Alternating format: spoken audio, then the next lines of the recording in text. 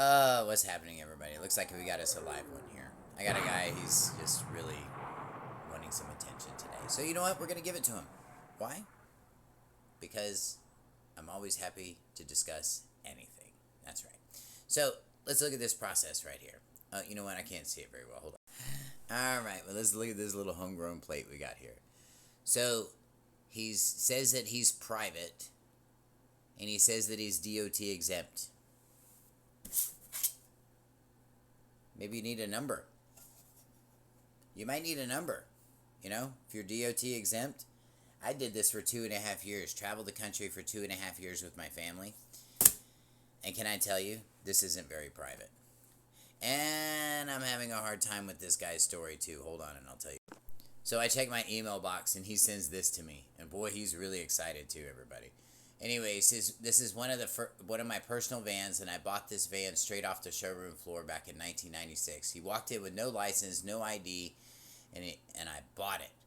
Well, number one, the living man, he can't do commerce. So if you walked in with no ID and somebody sold you a van, I'm going to tell you, I don't believe that. And here's why. I spent 23 years in the car business. Yeah, and I'm going to tell you, out of 23 years, every single person that comes in there to buy a car, you have to have an ID, period. And this is since 9/11. This has been going on. So there's a form that you actually have to fill out, and in order to buy a vehicle. So I can tell you that that's just not true. It says he holds the MCO, the manufacturer certificate of origin. Well, if you hold it, then it should be transferred into your name.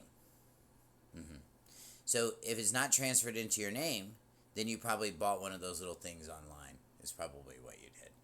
And you know what, dude? That's no big secret. They're $25, and you can go buy a fake MSO and put it on your car. But the problem is that the original MSO is on file, and there can't be two of them. And if you get caught with two of them, you're going to go to prison.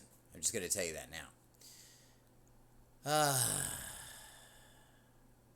Let's see. No state definition supersedes this document. No state statute supersedes the document, period. Actually, it does.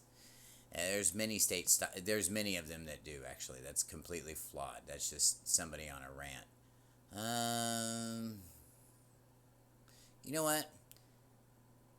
Why don't you bring your little self to Texas with those little private plates? And I bet you won't last here very long. I guarantee you won't.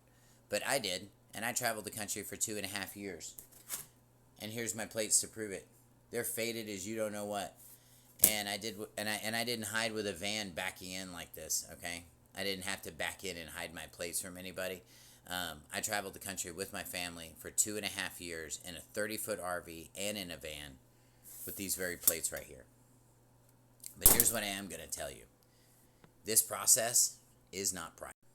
Oh, and before we're done, he made also another comment that said, he actually made a derogatory comment and said that you cannot title a Peterbilt or as an RV.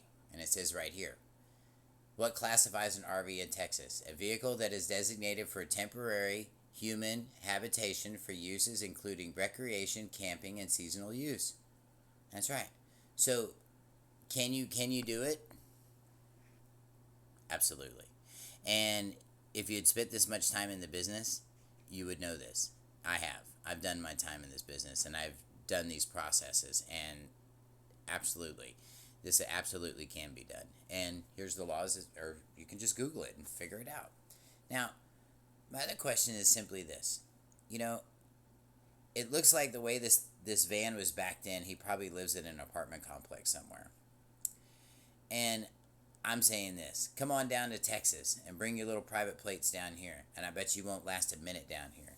Tell these people you don't want to give them your driver's license, and they'll haul your little butt to jail fast. And there is a law that states that. Failure to ID will cause you to do that. Those of you guys that are using world passports and things like that, man, they're charging people for forgery for that stuff right now. And it kind of makes sense. I mean, it's kind of a little tweak in the system, but I mean, it kind of makes sense. So what we need to really get back to, you guys, is operating in the private and understanding what the private actually is. And being in the private is not having a name tag that says, I'm private. No, no, no, no, no. It means nobody sees you. And when they do see you, they don't pay attention to you. Kind of like the Frito-Lay guy. If you guys want to learn how to do this properly, schedule an appointment with me. I'd love to meet with you. Blessings, everyone.